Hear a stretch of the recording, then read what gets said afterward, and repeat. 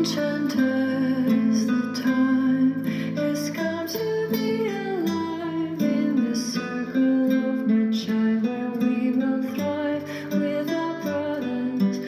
Enchanters remind the tide will not unwind, the dragon's crooked spine will never straighten into line. What we plead will be a faithful decree, where a man will not retreat from the defeat of his fathers.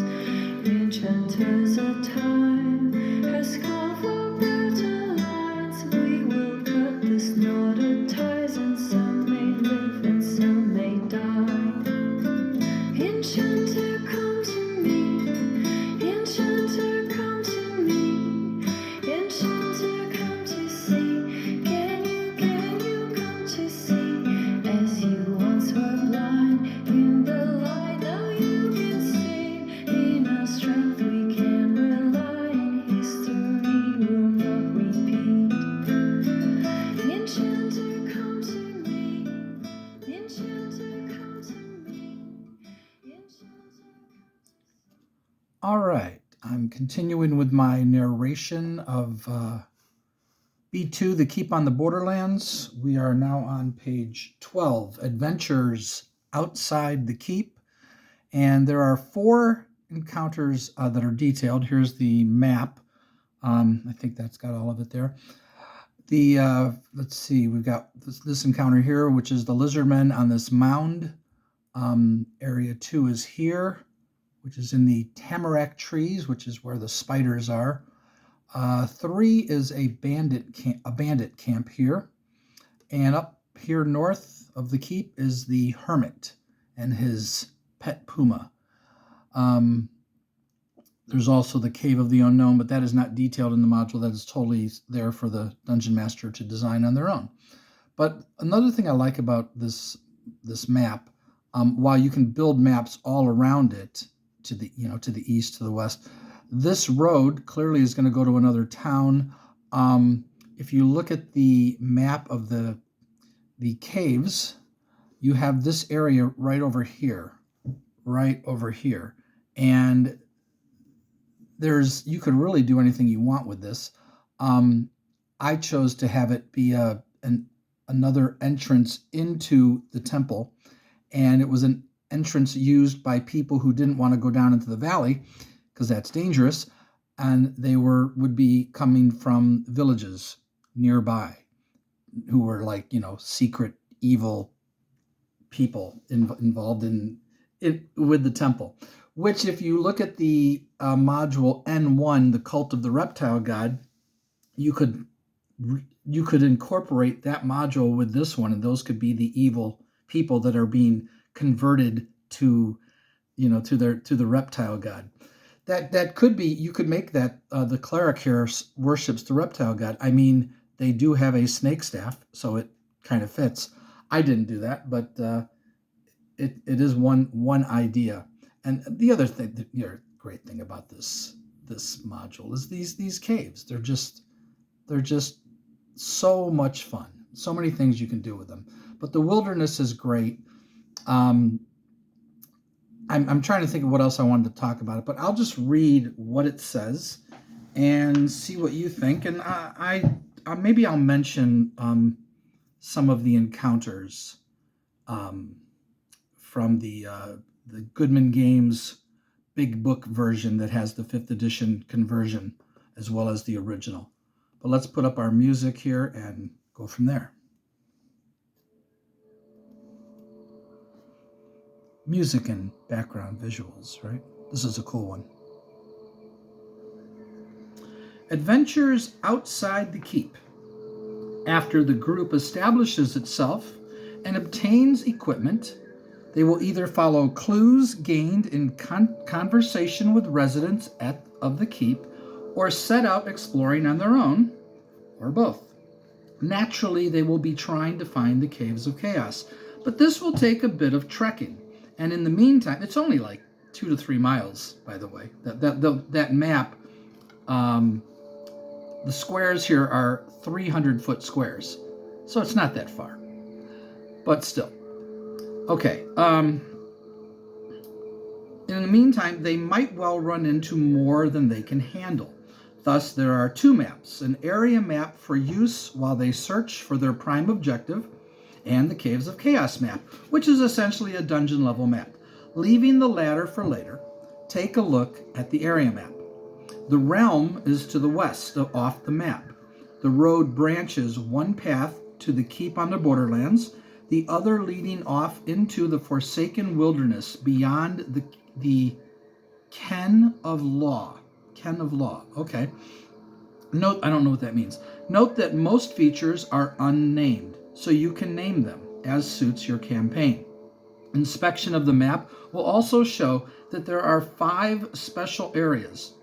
Numbers 1 through 4 indicate outside encounters and are detailed below.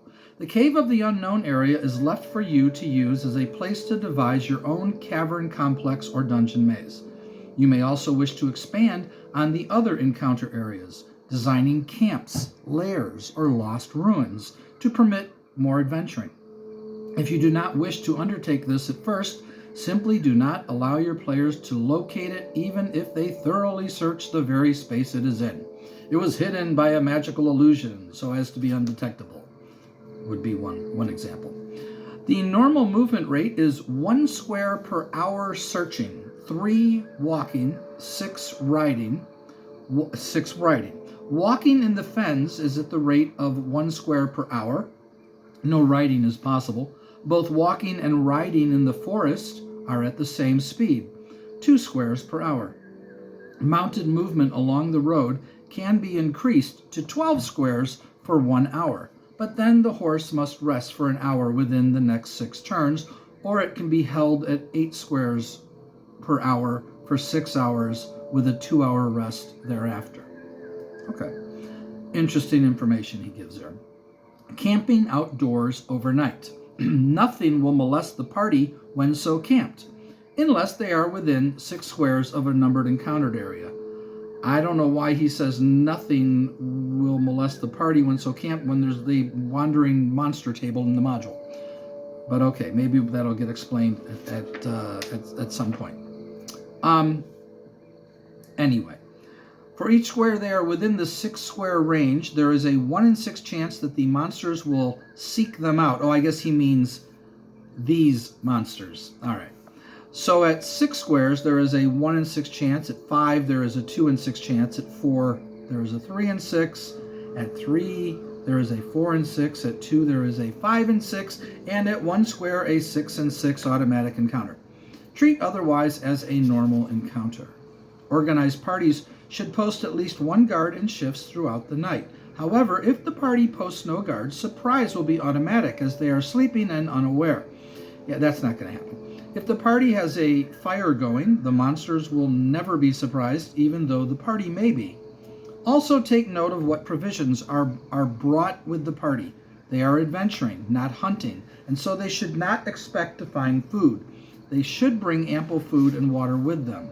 If not, when the party runs out, they will either have to try their luck at hunting, 1 chance in 6 to catch food for 1 day for D6 men, or return to the keep to restock their supplies. Stress to them in some manner they will probably prefer to return to the keep, knowing that they will fare better there and not risk encountering monsters while hunting. Okay, so yeah, you can run into monsters obviously at night. If the party attempts to move off the map, I like this, have a sign, a wandering stranger, a friendly talking magpie, or some other helper tell them that they are moving in the wrong direction. Or map beyond and let them go wherever they want, and who cares where they go. That would be my advice. I mean, clearly the caves are somewhere on this map.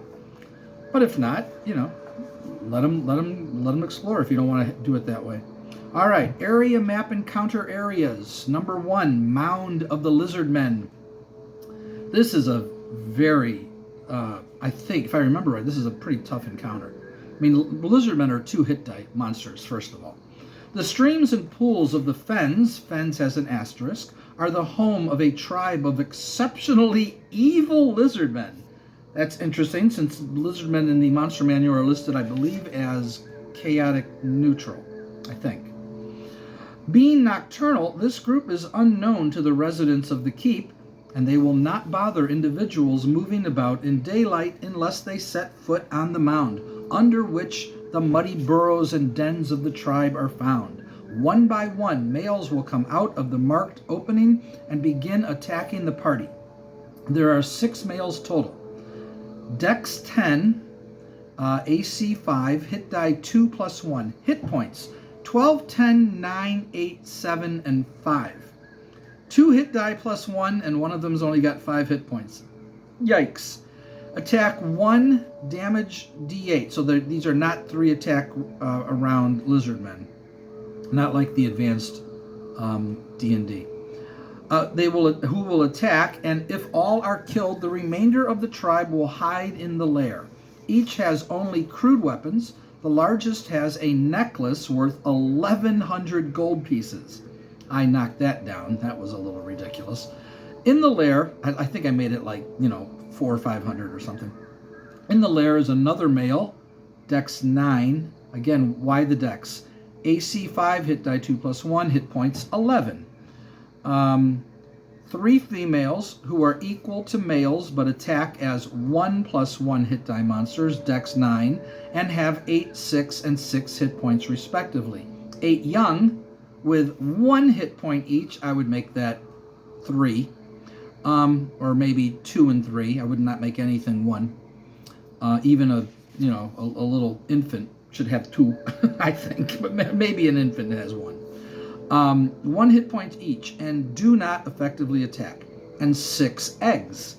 Hidden under the nest with the eggs are 112 copper pieces, 186 silver pieces, a gold ingot worth 90 gold pieces, a healing potion, and a poison potion. The first person crawling into the lair will always lose the initiative to the remaining lizard man and the largest female, unless the person thrusts a torch well ahead of his or her body.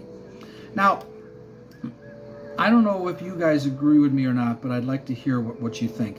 186 silver pieces, that's 9 gold, not even 9.5 gold pieces, and 112 copper pieces is like, 10, 5, not even 1 gold piece. I don't know why 20 silver equals 1 gold and 10 copper equals 1 silver, and the means of exchange is a gold piece. So silver and copper, we never bothered with it after first level, second level. By the time we're up to that point, we didn't even bring the treasure back with us. Maybe some silver, but not really. It's useless. It's completely worthless. And I don't understand why silver and copper are so worthless in this game.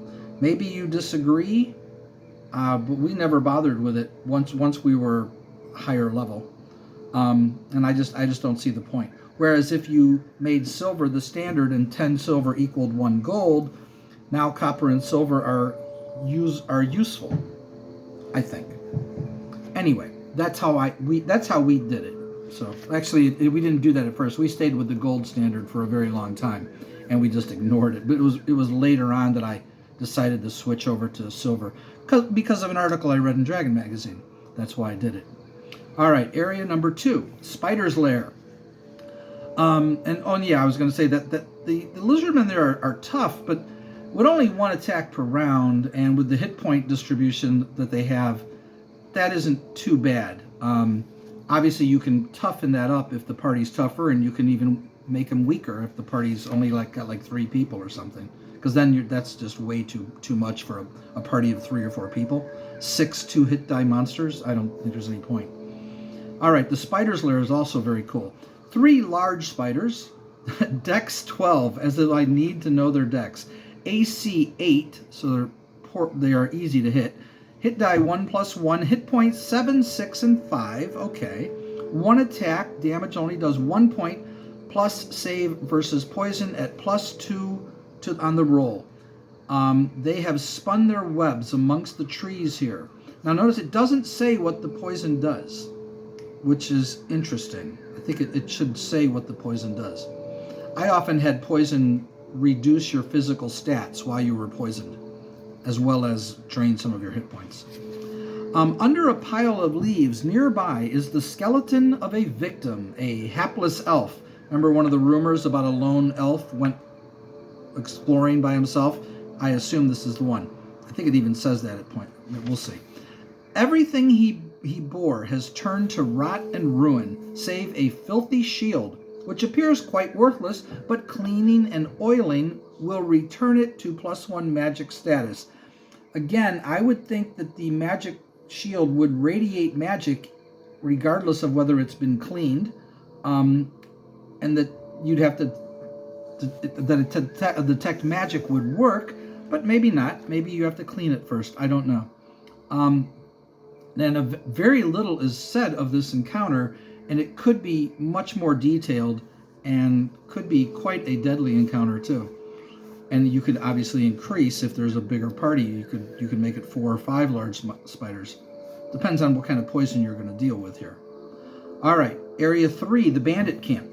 A party of a dozen bandits has camped here, close enough to be able to spy on the keep, far enough away as to be unlikely to be discovered by patrols. Exactly. The members of this group are the leader.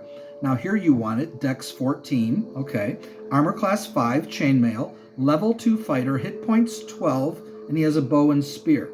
The lieutenant, Dex 12, AC 6, leather and shield. He's level 1 fighter, hit point 7, spear and sword. 2 bowmen, Dex 13, armor class 7, leather armor, level 0, 4 hit points each. They have daggers and bows. And 8 spearmen, Dex 10, AC 6, leather and shield, level 0, hit points 5 each, daggers, spears. That's a decent bandit camp, and you could do a lot with this. Each has 3 D6 silver pieces. The lieutenant having an additional D6 gold pieces. I think he'd have more than that. And the leader, the leader of a bandit camp, and he has 1 to 6 gold pieces on him. So he could buy a week's worth of rations and he'd be broke. Okay.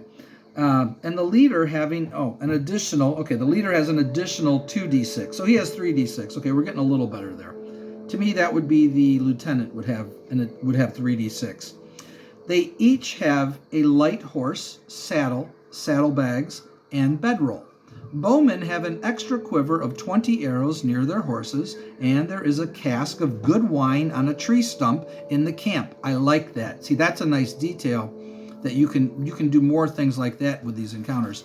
Several game animals are hung from branches and can be eaten or carried along as they are cleaned. Again, that is a really nice detail, and he's showing a camp. They've got food and drink ready. It really is, again, this is something that you can really expand on, make it more interesting. What are they doing? What happens as the party is exploring, as the days go by? What changes will happen? Will some leave? Will more come? There's all kinds of things you can do. And have them attack the party on the road, and demand surrendering their goods and steal their stuff. All kinds of things you can do there. All right, number 4 is the Mad Hermit, the most unique encounter of this area. For many years, a solitary hermit has haunted this area of the forest, becoming progressively wilder and crazier and more dangerous. His dwelling is in a huge hollow oak, the entrance to the trunk cavity concealed by a thick bush. Inside is a mound of leaves and a couple of pieces of crude furniture. Even his cup and plate are handmade of wood and are of no value. There is a small chest buried under a few inches of dirt under the leaves of the Mad Hermit's bed. In this container are 31 gold pieces, 164 silver pieces. So that would be what? That's not too bad. Well, it would be like 8 gold. So yeah, it's just not enough. But for first level, it's fine. You'll take it. A potion of invisibility, that's cool, and a +1 dagger. I would think he would have those on him, but maybe he doesn't know. The hermit also has a pet, a puma, which lurks in hiding on a limb of the oak, ready to spring upon any unwary intruder. This creature will always get first attack. Mad Hermit is a 3rd level thief, 17 dexterity, armor class 6. He wears a +1 ring of protection and leather armor. I don't know if it's worth giving him a +1 ring of protection. If you're pretty sure the party's going to kill him, do you want them getting a treasure item like that? Perhaps. I don't know. I would be careful with stuff like that. And besides, where did he get the ring from? I guess he found it. Found it on an adventurer, right? But it's not, it's a possibility. I'd consider it. Hit points 15, 30% chance to move silently. I just think these thief abilities are way too low at these levels. I don't know why the thief was made this week. 30% chance to move silently, 20% chance to hide in shadows. So in other words, he's bad at moving silently and hiding in shadows, and he's 3rd level and he's still bad at it. I don't get the point of that. I would start these abilities at 35 or 40% at 1st level. The minimum that they would be like 35 or 40%, because 35 is not good. I don't get it. So we changed the thief, but not at first. For many years we played, and the thief was what it was, and we always had somebody playing a thief. But boy, those ability scores did not work very well. Those abilities didn't work very well. He gets a +2 bonus to hit when attacking due to his madness. That's fun. And +2 on damage when a hit is scored due to his madman strength. That's funny. Then why not list what his strength is? Bonus for striking from behind is +6 to hit and double normal damage, +2 points. So this guy is very dangerous. He carries no treasure other than the ring he wears. Now, he's dangerous, but by himself, a party would not have too much problem killing this guy. But when you add in this Puma, this is a dangerous encounter. The Puma is dexterity 18, armor class 6, hit die 3 +3, hit points 15. I would increase that a little bit. I'd make it at least 18. That's just me. Number of attacks 3, 1d6 each on the damage. This creature will always attack first in each round. If it leaps down upon an opponent, it gains +2 to hit on each of its attacks that combat round.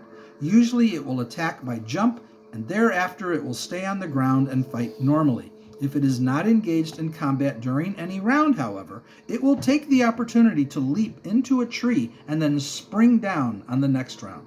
You may opt to have the Mad Hermit approach the group on friendly terms, claiming to be a holy man seeking goodness in nature.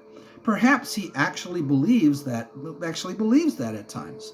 He will suddenly turn on the group when the opportunity presents itself, striking from behind and calling his ferocious pet to his aid. Imagine this hermit stabbing you in the back at the same time his Puma leaps down from a tree and gets his bonuses to his attacks.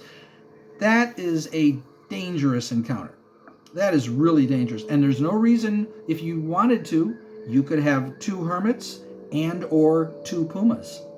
No reason you can't change this if the party is really powerful. Just some options. So that is the adventures outside the keep. Now I'm going to just read the intro to the Caves of Chaos, and then we'll stop when we get to the Kobold Lair. The Caves of Chaos, DM note, and no, we don't have to put up the map. When the players discover the ravine area, read the following paragraph to them. Add whatever you feel is appropriate to the description of what they see, but be careful not to give anything away or mislead them. Information on how you should handle the whole area is given before the encounter area descriptions. Start. So this is what you would read. So I don't know I think I'd change this somewhat. The forest you have been passing through, this is assuming they're coming from the, let me bring it up. This is assuming they're coming from over here up this road and that they walk in this way. That is what they're assuming. But what if you were just walking through the forest and came up on the ravine from up here? So you'd have to describe it differently. And I believe that's how we did it when I first played back in 1980. I think the guy walked around the perimeter and mapped the whole thing. And I didn't even know what was going on at that time, but go figure. All right. The forest you have been passing through has been getting more dense, tangled, and gloomier than before. The thick, twisted tree trunks, unnaturally misshapen limbs, writhing roots, clutching and grasping thorns and briars all seem to warn and ward you off. That's an interesting description. But you have forced and hacked your way through regardless. See, why not just roleplay that whole scene where they're hacking their way through? Why say they did it? Let them roleplay that. I would. Now the strange growth has suddenly ended. You have stepped out of the thicket into a ravine-like area. Again, I would roleplay this whole thing and not just read it like this, because now you're telling them what they're doing instead of letting them do it. The walls rise rather steeply to either side to a height of about 100 feet or so. Dark streaked rock mingled with earth. Clumps of trees grow here and there, both on the floor of the ravine and up the sloping walls of the canyon. The opening you stand in is around 200 feet wide. The ravine runs at least 400 feet west, actually 440, to where the western end rises in a steep slope. Here and there, at varying heights on all sides of the ravine, you can see the black mouths of cave-like openings in the rock walls. The sunlight is dim, the air dank. There is an oppressive feeling here, as if something evil is watching and waiting to pounce upon you. Again, I would roleplay this instead of reading it. There are bare, dead trees here and there, and up on one a vulture perches. See, it's just too scripted at this point. There just happens to be a vulture perches and gazes hungrily at you. A flock of ravens rise croaking from the ground, the beat of their wings and their cries magnified by the terrain to sound loud and horrible. Why not just describe that as that it actually is happening and say this is what you see instead of reading it like this? I'm sorry, I keep saying that. I'll continue now. Amongst the litter of rubble, boulders, and deadwood scattered about on the ravine floor, you can see bits of gleaming ivory and white. Closer inspection reveals that these are bones and skulls of men, animals, and other things. You know that you have certainly discovered the Caves of Chaos. Notes for the DM on the Caves of Chaos. Cave area map. There are woods overlays and rough contour lines, and that has an asterisk for some reason, shown on the map. These are only for surface movement references, and once your players are underground, you should ignore these markings. Woods. The small groves and copses are thick growths, tangled and forbidding. You may, at your option, have characters encounter occasional monsters herein, sturges, humanoids, kobolds, orcs, etc., from the caves nearby, or the like. Movement through these wooded areas is slow and difficult. Characters must move in single file.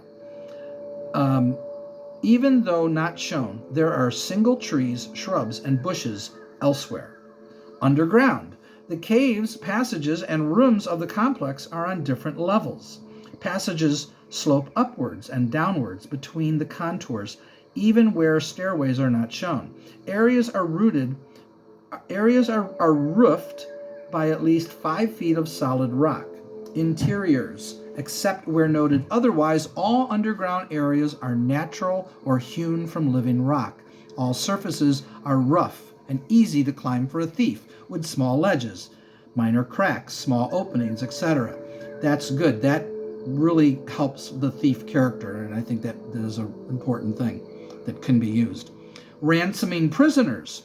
Organized tribes can optionally be allowed to take player characters prisoner. Love that. Freeing one to return to the keep in order to bring a ransom back to free the captives. Set the sums low. Did anyone have this happen when you played? This is such a great idea. Set the sums low. 10 to 100 gold pieces or a magic item which the ransoming monsters would find useful per prisoner. If the ransom is paid, allow the characters to go free. Then, without telling the players, assume that this success brought fame to the capturing monsters So their numbers will be increased by 2 to 12 additional members, and the tribe will also be very careful to watch for a return of the adventurers seeking revenge for their humiliating captivity. The period of extra alertness will last for 1 to 4 weeks. The increase in numbers is permanent. Tribal alliances and warfare. You might allow player characters to somehow become aware that there is a constant skirmishing going on between the goblins and hobgoblins on one side and the orcs, sometimes with gnoll allies, on the other, with the kobolds hoping to be forgotten by all, and the bugbears picking off any stragglers who happen by. With this knowledge, they might be able to set tribes to fighting one another, and then the adventurers can take advantage of the weakened state of the feuding humanoids. Be careful to handle this whole thing properly. It is a device you may use to aid players who are few in number, but with a high level of playing skill. It will make it too easy if there are many players, or if players do not actually use wits instead of force when the opportunity presents itself. Monsters learning from experience. Allow intelligent monsters, even those with only low intelligence, so basically everybody here, to learn from experience. If player characters use flaming oil against them, allow the monsters to use oil as soon as they can find some. If adventurers are always sneaking up on them, have the monsters set warning devices to alert them of intruders.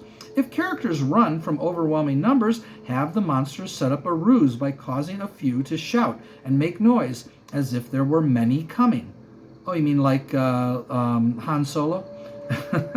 Thus, hopefully frightening off the intruders. This method of handling monsters is basic to becoming a good DM. Apply the principles whenever and wherever, where I reverse that, wherever and whenever you have reason. Emptied areas. When monsters are cleared out of an area, the place will be deserted for 1 to 4 weeks. If no further intrusion is made into the area, however, the surviving former inhabitants will return, or else some other monster will move in. For instance, a troll might move into the Minotaur's cave, Complex I, bringing with him whatever treasure he has. And that is where we'll end. We are on page 14, and we'll be beginning with the kobold lair. I thought there was something else I wanted to say. Maybe I'll say it for next time. Anyway, hope you're enjoying the reading of this. If you have any questions, just ask me. I'd love to hear how your adventures have, went as both players and dungeon masters. How did things go? Because I went through this probably once or twice as a player and DM'd it once or twice. I'm trying to remember if I did do it a second time. I think I did. So, but it's such a fun module to play, and there's so much you can do with it. So I hope you're enjoying it, and we will be back next time to start reading the Caves of Chaos. I'll turn this and do this. Can you come to see as you